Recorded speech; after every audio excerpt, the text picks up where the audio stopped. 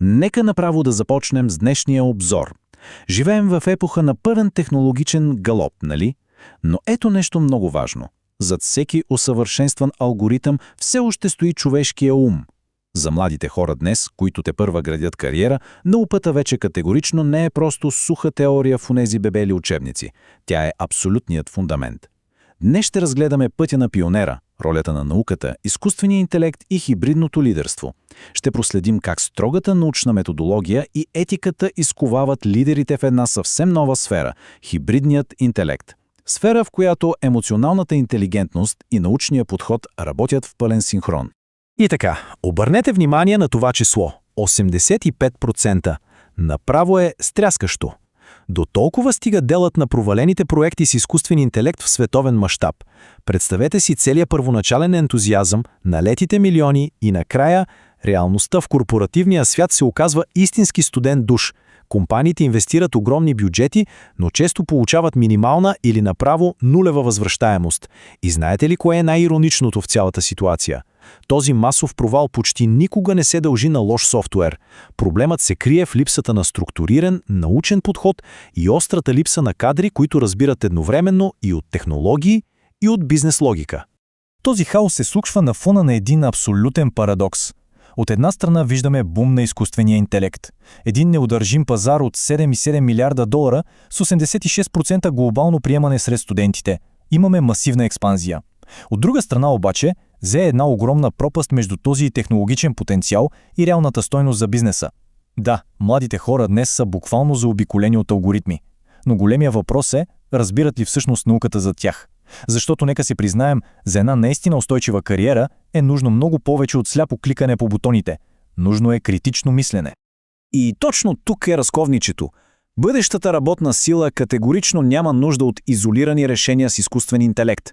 Студените технологии, разчитащи само на себе си, са точната рецепта за онзи 85% провал, за който току-що говорихме. Истинското спасение се нарича хибриден интелект. Това са технологии, балансирани с човешки ценности и доверие.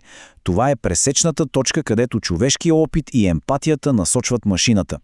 В този контекст науката се превръща в най-мощното оръжие за младия професионалист, защото тя дава рамката, чрез която човека управлява процеса, а не обратното. Къде обаче се намира решението на целия този дигитален хаос? То се изковава на места като Икономически университет във Варна. Това е една истинска стартова площадка за модерни кариери.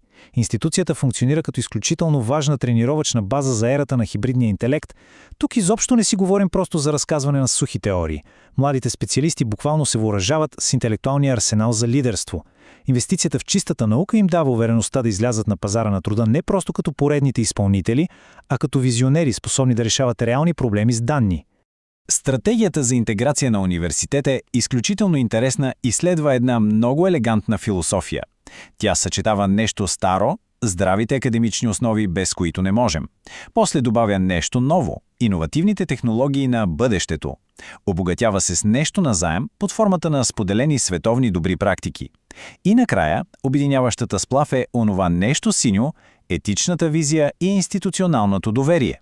Това е една завършена, цялостна рецепта за кариера, която не губи своя морален компас. Но за да не остане тази стратегия само красиви думи на хартия, в действие влиза строгата наука.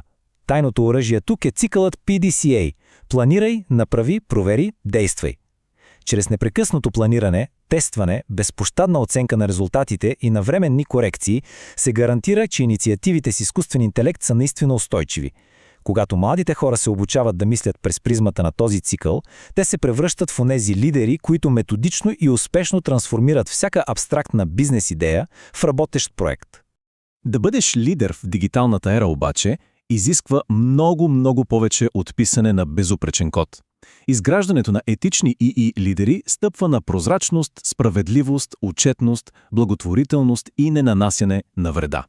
Етиката тук категорично не е ограничение, тя е суперсила. Точно това етично обучение прави огромната разлика между един средностатистически програмист и един истински визионер. Усвоявайки тези ценности дълбоко в себе си, бъдещите професионалисти гарантират, че човешкият елемент винаги ще води процесите напред. И повярвайте, тази етична рамка е направо спешна необходимост. Помислете върху следното. Цели 65% от академичния състав днес изразяват сериозни опасения относно плагиатството и академичната почтеност при навлизането на изкуствения интелект. Има съвсем реална, осезаема тревожност за сигурността на данните и автентичността на човешкия труд.